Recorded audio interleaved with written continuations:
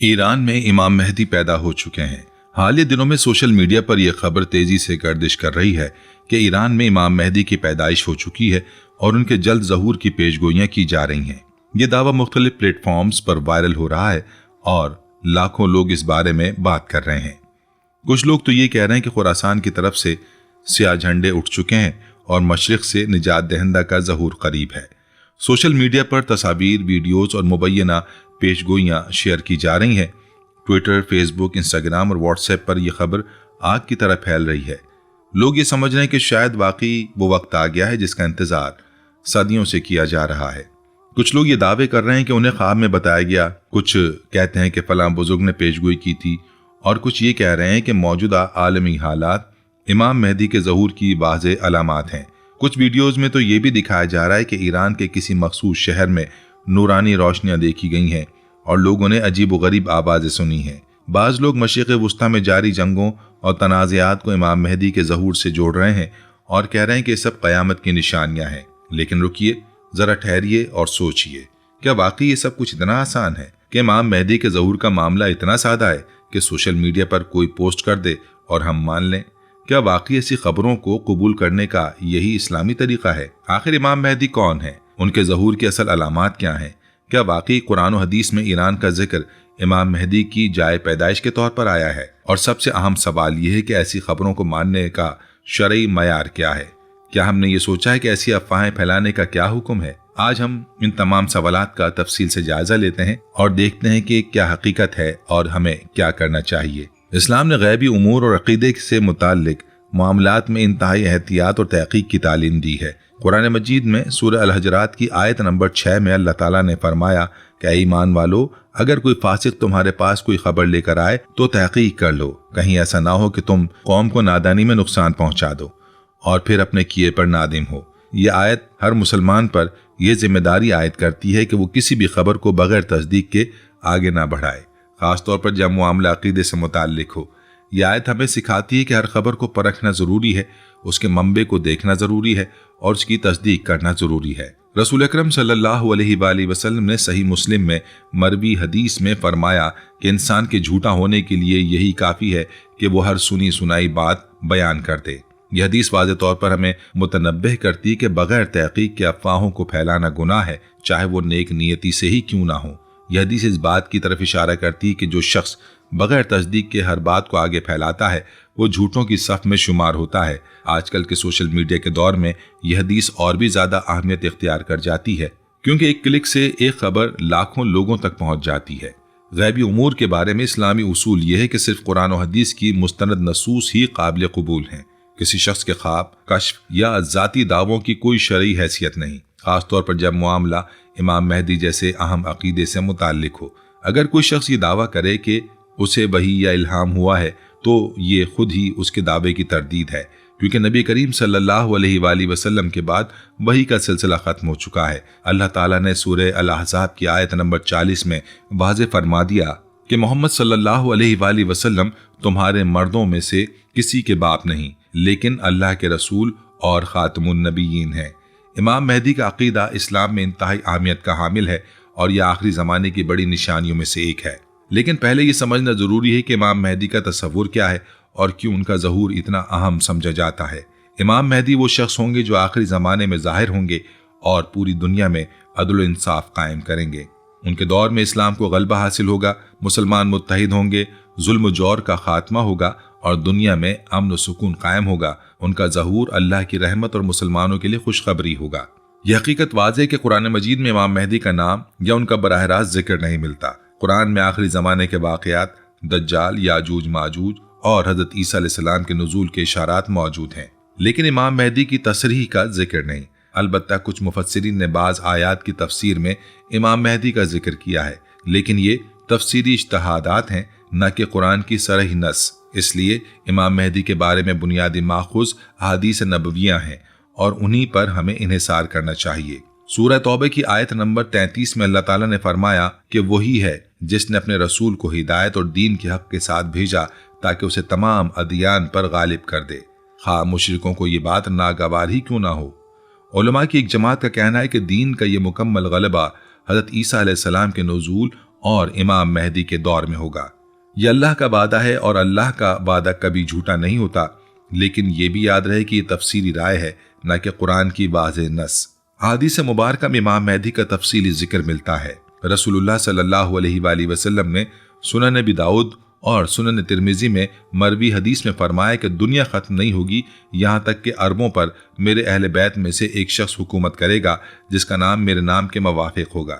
यह हदीस वाज़ेह तौर पर बताती है कि इमाम मेहदी का नाम मोहम्मद होगा और वो रसूलुल्लाह सल्लल्लाहु अलैहि वसल्लम के अहले बैत से होंगे। कुछ रिवायात में ये भी आया है कि उनके वालिद का नाम अब्दुल्ला होगा, यानी उनका पूरा नाम मोहम्मद बिन अब्दुल्ला होगा, जो रसूलुल्लाह सल्लल्लाहु अलैहि वसल्लम के नाम के ऐन मुताबिक है। सुनन नबी दाऊद में एक और हदीस में आप अलैहिस्सलातु वस्सलाम ने फरमाया कि मेहदी मुझसे हैं, कुशादा पेशानी और ऊंची नाक वाले होंगे, जमीन को अदल इंसाफ से भर देंगे जैसे वो जुल्म जौर से भरी हुई होगी, 7 साल हुकूमत करेंगे।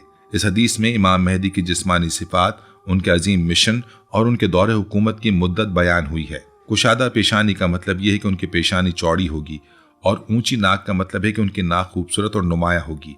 ये जिस्मानी अलामात उनकी शनाख्त में मददगार होंगी। हज़रत अबू सईद खदरी रज़ी अल्लाह अन्हु से रिवायत है, जो अल-मुस्तदरिकुल हाकिम में मज़कूर है, कि रसूलुल्लाह सल्लल्लाहु अलैहि वसल्लम ने फरमाया, मेरी उम्मत के आखिरी दौर में मेहदी ज़ाहिर होंगे। अल्लाह उनके ज़माने में बारिश बरसाएगा, ज़मीन अपनी पैदावार निकालेगी, माल बकसरत तकसीम होगा, मवेशी बढ़ेंगे और उम्मत अजीम होगी। यह हदीस इमाम मेहदी के दौर की खुशहाली, बरक़ात और रहमतों का नक्शा खींचती है। उनके दौर में कहत साली नहीं होगी, फसलें बेहतर होंगी, मईशत मजबूत होगी और लोग खुशहाल जिंदगी गुजारेंगे। ये सब अल्लाह की तरफ से बरकतें होंगी। इमाम मेहदी के नसब के बारे में हदीस में वाज़ेह तसरीह मिलती है।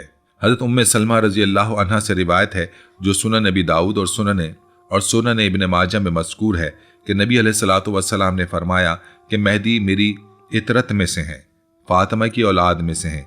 यह हदीस बताती है कि इमाम मेहदी हज़रत फातिमा रज़ी अल्लाह अन्हा की नस्ल से होंगे, यानी हज़रत हसन या हज़रत हुसैन रज़ी अल्लाह अन्हुमा की औलाद में से। ये बात वाज़ेह करती है कि इमाम मेहदी अहले बैत से होंगे, लेकिन ये बात भी काबिल ज़िक्र है कि वो कुरैश से होंगे, अरबी ज़बान बोलने वाले होंगे और उनकी शक्ल सूरत अरब की होगी। मसनद अहमद और सुनन इब्न माजा में एक हदीस में आया है कि मेहदी हम अहले बैत में से हैं, अल्लाह उन्हें एक रात में तैयार कर देगा। इस हदीस का मतलब है कि इमाम मेहदी को खुद भी अचानक अपनी जिम्मेदारी का एहसास होगा और अल्लाह ताला उन्हें इस अजीम काम के लिए एक रात में तैयार कर देगा, यानी वो आम जिंदगी गुजार रहे होंगे और फिर अल्लाह की तरफ से उन्हें इस अजीम जिम्मेदारी के लिए मुंतखब किया जाएगा। ये बात भी काबिल गौर है कि इमाम मेहदी को खुद भी शायद ये इल्म नहीं होगा कि वो वही मेहदी हैं जिनका रसूलुल्लाह सल्लल्लाहु अलैहि वसल्लम ने जिक्र किया है। इमाम मेहदी के ज़हूर की जगह के बारे में हदीस में आया है कि उनकी बैत मक्का मुकर्रमा में होगी। मुतादिद रिवायत में ये बात आई है कि इमाम मेहदी हजर अस्वद और मकाम इब्राहिम के दरमियान बैत लेंगे। कुछ रिवायात के मुताबिक इमाम मेहदी खुद नहीं चाहेंगे कि उनकी बैत की जाए, लेकिन लोग उन्हें मजबूर करेंगे। ये बात इस अमर की तरफ इशारा करती है कि इमाम मेहदी में तवाज़ो और इनकिसारी होगी और वो इक़्तिदार के तालिब नहीं होंगे, बल्कि लोगों की ज़रूरत और इसरार पर यह जिम्मेदारी कबूल करेंगे। अहादीस में यह भी बयान हुआ है कि इमाम मेहदी के ज़हूर से कबल दुनिया में शदीद फितने, इंतशार, जुल्म और जंगें होंगी। हज़रत अब्दुल्लाह बिन मसूद रज़ी अल्लाह अन्हु से रिवायत है कि रसूलुल्लाह सल्लल्लाहु अलैहि वसल्लम ने फरमाया कि क़यामत से पहले दुनिया कमीनों के हाथ में आ जाएगी। इस तरह के हालात में इमाम मेहदी का ज़हूर रहमत इलाही की अलामत होगा।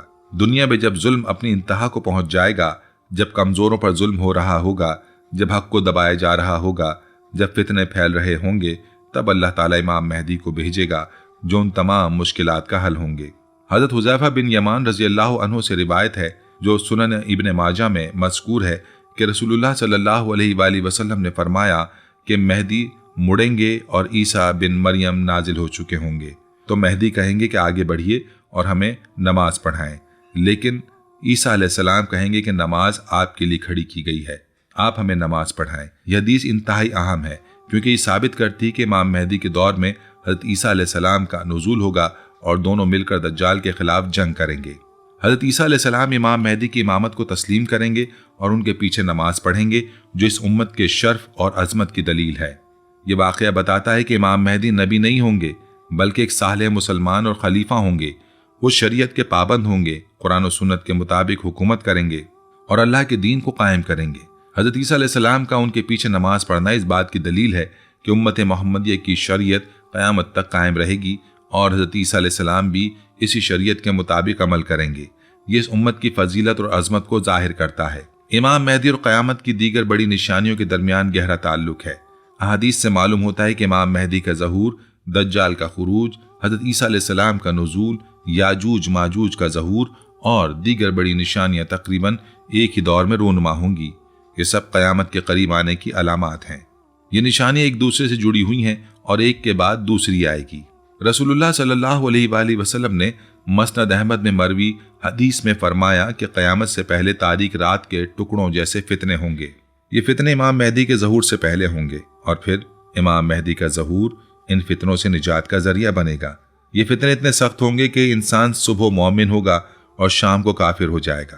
ایسے دور میں دین پر قائم رہنا بہت مشکل ہوگا اور جو لوگ دین پر ثابت قدم رہیں گے ان کا اجر بہت بڑا ہوگا۔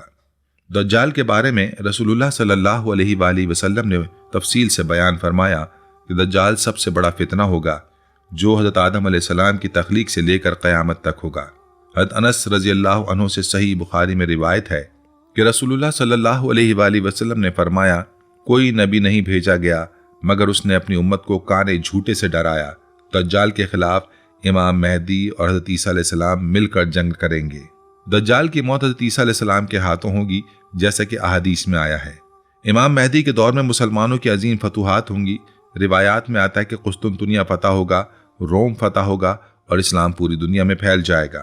حضرت ابو ہریرہ رضی اللہ عنہ سے مسند احمد میں روایت ہے کہ رسول اللہ صلی اللہ علیہ وآلہ وسلم سے مسند احمد میں روایت ہے حضرت ابو ہریرہ رضی اللہ عنہ سے مسند احمد میں روایت ہے کہ رسول اللہ صلی اللہ علیہ وآلہ وسلم نے فرمایا کہ قسطنطنیہ ضرور فتح ہوگا، کیا ہی اچھا امیر ہوگا اس کا امیر اور کیا ہی اچھا اس کا لشکر ہوگا وہ لشکر۔ یہ فتح امام مہدی کے دور میں یا ان کے قریبی دور میں ہوگی۔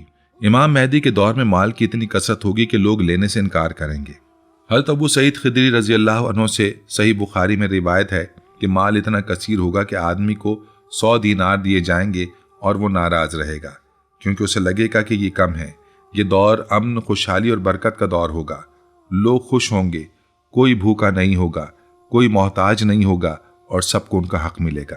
احادیث میں یہ بھی آیا ہے کہ امام مہدی کے دور میں مسلمان متحد ہوں گے اور فرقہ واریت ختم ہوگی۔ تمام مسلمان ایک خلیفہ کی بیعت کریں گے اور اسلام کے لیے مل کر کام کریں گے۔ یہ وہ دور ہوگا جب مسلمانوں کی شان و شوکت بحال ہوگی اور وہ دنیا میں سب سے طاقتور قوم بن جائیں گے۔ ان کی عزت ہوگی، ان کا احترام ہوگا اور وہ دنیا کی قیادت کریں گے۔ یہ اللہ کا وعدہ ہے جو ضرور پورا ہوگا۔ امام مہدی کی حکومت کی مدت کے بارے میں احادیث میں 7 سال کا ذکر آیا ہے، جبکہ کچھ روایات میں 9 سال بھی آیا ہے۔ ان 7 یا 9 سالوں میں وہ اتنا کام کریں گے جو صدیوں میں نہیں ہو سکا۔ ان کے دور میں شریعت کا نفاذ ہوگا، عدالت قائم ہوگی، ظلم ختم ہوگا اور لوگ امن و سکون کی زندگی گزاریں گے۔ یہ انسانیت کے لیے سنہری دور ہوگا جب حقوق کا تحفظ ہوگا، انصاف ملے گا اور کمزور کو طاقتور سے اپنا حق مل جائے گا۔ امام مہدی کے اوصاف کے بارے میں احادیث میں تفصیل سے آیا ہے۔ وہ بہادر، عالم، عادل، سخی اور متقی ہوں گے۔ لوگ انہیں محبت سے یاد کریں گے اور ان کی قیادت میں جہاد کرنے کو اپنی سعادت سمجھیں گے۔ وہ قرآن و سنت کا گہرا علم رکھنے والے ہوں گے، اللہ سے ڈرنے والے ہوں گے، لوگوں کے ساتھ نرمی سے پیش آئیں گے اور ہر فیصلہ انصاف کے ساتھ کریں گے۔ ان کی شخصیت میں تواضع ہوگی، انکساری ہوگی اور اللہ پر مکمل بھروسہ ہوگا۔ اب آتے ہیں اہل سنت اور اہل تشیع کے مختلف نظریات کی طرف۔ یہ بات سمجھنا بہت ضروری ہے کہ امام مہدی کے بارے میں دونوں مکاتب فکر کے عقائد میں بنیادی فرق ہے، اور یہ فرق کہاں سے پیدا ہوا؟ اہل سنت کا موقف ہے کہ امام مہدی ابھی پیدا نہیں ہوئے اور آخری زمانے میں ظاہر ہوں گے۔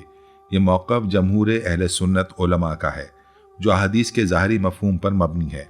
اہل سنت کے نزدیک امام مہدی عام انسانوں کی طرح پیدا ہوں گے، بچپن گزاریں گے، جوان ہوں گے اور پھر اللہ کی مشیت سے ان کا ظہور ہوگا۔ امام ابن کثیر، امام سیوطی، شیخ الاسلام ابن تیمیہ، امام ذہبی، حافظ ابن حجر عسقلانی، امام ابن قیم جوزیہ اور دیگر علماء نے اس موقف کو اختیار کیا ہے۔ ان کے نزدیک امام مہدی عام انسانوں کی طرح پیدا ہوں گے، بچپن گزاریں گے، جوان ہوں گے، شادی کریں گے، اولاد ہوگی اور پھر اللہ کی مشیت سے ان کا ظہور ہوگا۔ وہ نہ نبی ہوں گے، ना मासूम होंगे, बल्कि एक साले मुसलमान और खलीफा होंगे। वो गलतियां कर सकते हैं, इज्तिहाद कर सकते हैं और उन्हें भी ahकाम शरीयत की पाबंदी करनी होगी। अहले सुन्नत के नज़दीक इमाम मेहदी की शनाख्त की वाज़ेह अलामात हैं जो अहदीस में बयान की गई हैं। पहली अलामत यह है कि उनका नाम मोहम्मद बिन अब्दुल्ला होगा, जो रसूलुल्लाह सल्लल्लाहु अलैहि वसल्लम के नाम के ऐन मुताबिक होगा। दूसरी अलामत यह है कि वो हज़रत फातिमा रज़ी अल्लाह अन्हा की नस्ल से होंगे, यानी हज़रत हुसैन या हज़रत हसन रज़ी अल्लाह अन्हुमा की औलाद में से। तीसरी अलामत यह है कि वो कुशादा पेशानी और ऊंची नाक वाले होंगे। चौथी अलामत यह है कि उनकी बैत मक्का मुकर्रमा में हजर अस्वद और मकाम इब्राहिम के दरमियान होगी। पांचवी अलामत यह है कि हज़रत ईसा अलैहिस्सलाम उनकी इमामत में नमाज पढ़ेंगे। छठी अलामत यह है कि वो ज़मीन को अदल इंसाफ से भर देंगे जैसे वो जुल्म जौर से भरी हुई होगी। सातवीं अलामत यह है कि वो 7 साल या 9 साल हुकूमत करेंगे। अहले तशरीह का मौक़िफ़ बिल्कुल मुख्तलिफ है और यही वो नुक्ता है जहाँ से बहुत से इख्तलाफात पैदा होते हैं। शिया असनाशरी अक़ीदे के मुताबिक इमाम मेहदी 12वें इमाम हैं जिनका नाम मोहम्मद बिन हसन अस्करी है। उनके अक़ीदे के मुताबिक इमाम मेहदी 255 हिजरी में सामरा शहर में पैदा हुए और 5 साल की उम्र में 260 हिजरी में अपने वालिद इमाम हसन अस्करी की वफ़ात के बाद इमामत संभाली और गायब हो गए। शिया अक़ीदे के मुताबिक ये अल्लाह की मशीयत से थी और इमाम मेहदी आज भी जिंदा हैं। शिया अक़ीदे के मुताबिक इमाम मेहदी की 2 गैबतें हैं। पहली गैबत सुगरा है जो 260 से 329 हिजरी तक रही, यानी तकरीबन 70 साल। उस दौरान 4 नवाब के जरिए लोगों से राब्ता रखा। ये 4 नवाब थे उस्मान बिन सईद, मोहम्मद बिन उस्मान, हुसैन बिन रूह और अली बिन मोहम्मद समरी। इन नवाब के जरिए इमाम मेहदी लोगों को पैगाम भेजते थे और उनके सवालात के जवाब देते थे। दूसरी गैबत कुबरा है जो 329 हिजरी में शुरू हुई और आज तक जारी है, यानी तकरीबन 1200 साल से ज़्यादा। शिया असनाशरी के नज़दीक इमाम मेहदी मासूम है, जिंदा हैं और गैबत में हैं। उनका अक़ीदा यह है कि इमाम मेहदी ने सिर्फ जिस्मानी तौर पर गैबत इख्तियार की है, लेकिन रूहानी तौर पर मौजूद हैं और दुनिया के मामलात को देख रहे हैं। वो कहते हैं कि इमाम मेहदी लोगों की दुआएं सुनते हैं, उनकी मदद करते हैं और हज के मौसम में खाने काबा में आते हैं, लेकिन लोग उन्हें पहचान नहीं सकते।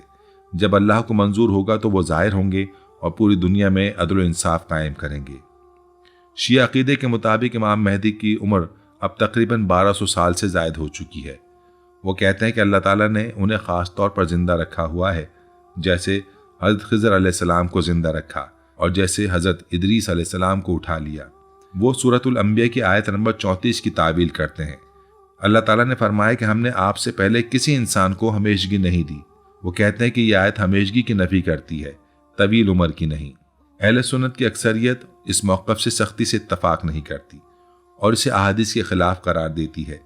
इमाम इब्न तीमिया रहमहुल्लाह ने अपनी मशहूर किताब मिनहाजुल सुन्ना अल नबविया में वाज़ेह किया है कि किसी शख्स का 1000 साल से ज़ायद जिंदा रहना और गायब रहना अहादीस सहीहा से साबित नहीं।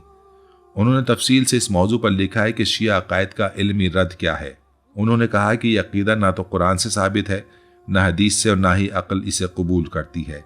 इमाम ज़हाबी ने अपनी किताब मीरासुन नबुवा में लिखा है कि मोहम्मद बिन हसन अस्करी की पैदाइश का कोई क़तई सबूत नहीं। तारीख़ी रिकॉर्ड में उनकी पैदाइश का कोई वाज़ेह ज़िक्र नहीं मिलता। इमाम हसन अस्करी की वफ़ात के वक्त उनका बेटा ज़ाहिर नहीं था और बाद में शियाओं ने यह अक़ीदा घड़ा। इमाम ज़हाबी ने कहा कि अगर वाकई कोई बेटा होता तो तारीख़ में उसका जिक्र ज़रूर होता, क्योंकि इमाम हसन अस्करी एक मशहूर शख्सियत थे। हाफिज़ इब्न हजर अस्क़लानी ने लिसानुल मीज़ान में लिखा है कि मोहम्मद बिन हसन अस्करी के वजूद और उनकी विलादत में मुहद्दिसीन के दरमियान इख्तिलाफ है। कुछ कहते हैं कि उनकी विलादत हुई ही नहीं और कुछ कहते हैं कि अगर हुई भी तो बचपन में फौत हो गए। हाफिज़ इब्न हजर ने कहा कि शियाओं ने अपने अक़ीदे को कायम रखने के लिए ये नज़रिया बनाया कि इमाम मेहदी गैबत में है। अल्लामा इब्न क़य्यिम जौज़िया ने अपनी किताब अल मिनारुल मुनीफ में इन रिवायत को ज़ईफ़ करार दिया है जो इमाम मेहदी की तवील गैबत का जिक्र करती हैं। उन्होंने कहा कि ये रिवायत या तो मन गढ़ंत हैं या शियों की तरफ से घड़ी गई हैं। सही अहादीस में कहीं पर भी ये जिक्र नहीं मिलता कि इमाम मेहदी सैकड़ों साल पहले पैदा हो चुके हैं और गायब हैं। अब आते हैं इस इंतहाई अहम मौजू के और नताइज निकालते हैं जो बिल्कुल गलत होते हैं। खुरासान के हवाले से एक रिवायत हज़रत अब्दुल्लाह बिन मसूद रज़ी अल्लाह अन्हु से मंसूब है, जो कुछ कुतुब में मज़कूर है कि जब तुम खुरासान की तरफ से सियाह झंडे निकलते देखो तो उनकी तरफ आना, चाहे घुटनों के बल ही क्यों ना आना पड़े, کیونکہ ان میں اللہ کا خلیفہ مہدی ہوگا۔ یہ روایت بہت سے لوگ سنتے ہیں اور پھر یہ نتیجہ نکال لیتے ہیں کہ امام مہدی خراسان یا ایران سے ہوں گے، لیکن یہاں بہت اہم بات یہ ہے کہ یہ حدیث محدثین کے نزدیک ضعیف ہے۔ امام البانی رحمہ اللہ نے سلسلہ احادیث الضعیفہ میں اسے ضعیف قرار دیا ہے۔ امام ابن کثیر نے النہایہ فی الفتن الملاحم میں اس حدیث کے بارے میں لکھا ہے کہ اس کی سند میں کلام ہے اور اسے صحیح نہیں کہا جا سکتا۔ علامہ شوکانی نے التواضع فی التواتر ما جاء فی المہدی المنتظر والدجال والمسیح میں اس حدیث کو ضعیف قرار دیا ہے۔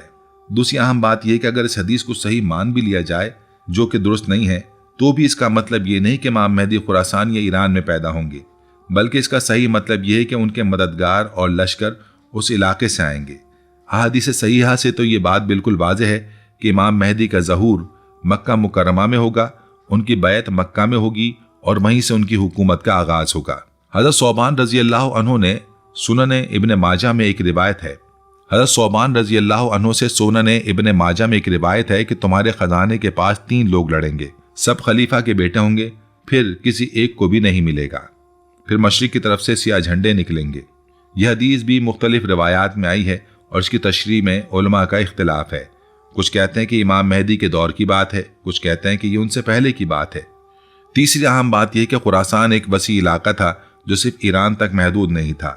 تاریخی طور پر خراسان وہ علاقہ تھا جو موجودہ ایران کے مشرقی حصے، افغانستان، ترکمانستان، ازبکستان، تاجکستان اور دیگر وسطی ایشیائی علاقوں پر مشتمل تھا۔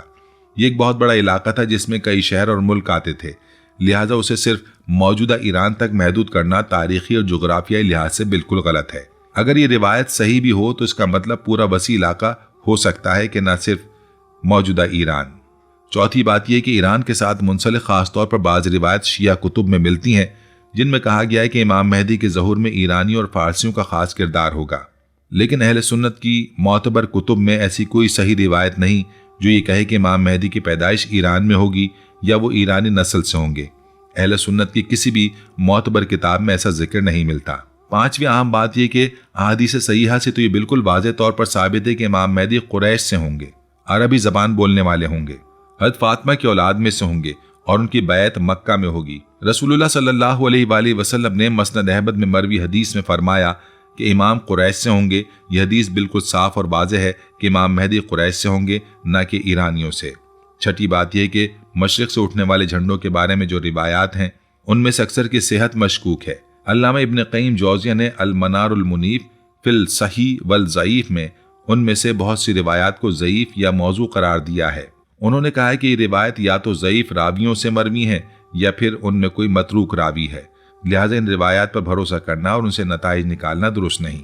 ساتویں اور آخری بات یہ ہے کہ امام مہدی کے ظہور کا وقت، جگہ یا حالات کے بارے میں جو بھی روایات ہیں ان میں مخصوص تفصیلات بیان کی گئی ہوں وہ سب کی سب یا تو ضعیف ہیں یا موضوع۔ رسول اللہ صلی اللہ علیہ وآلہ وسلم نے کبھی کوئی خاص تاریخ، سال، مہینہ، دن یا مقام بیان نہیں کیا۔